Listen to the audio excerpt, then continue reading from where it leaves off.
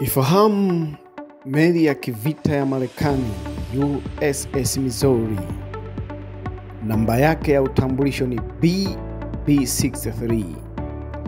Ilianza kutengenezwa mwaka 1941 na kukamilika mwaka 1944. Misheni yake kubwa na ya kwanza ni mwishoni mwa vita ya pili ya dunia. Kumbuka, katika vita vya pili vya dunia Marekani ilikuwa na kipande chake kinaitwa Japan.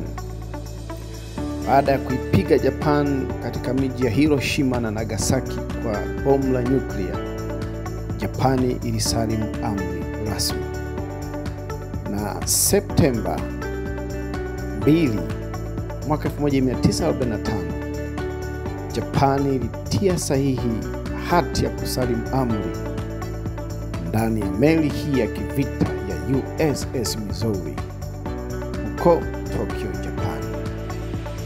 Moja ya tukio maarufu kabisa linalobebwa na meli hii ya kivita ya USS Missouri ni tukio la Japani kusalimu amri na kutia sahihi hati ya kusalimu amri ndani ya meli hii ya kivita ya USS Missouri Septemba 2 mwaka 1945 huko Tokyo, Japan.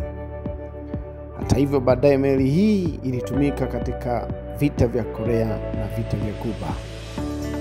Ilistaafu rasmi mwaka 1992 na kuwekwa katika makumbusho kama moja icon za ushindi wa Marekani huko Pearl Harbor, Hawaii, karibu na USS Arizona.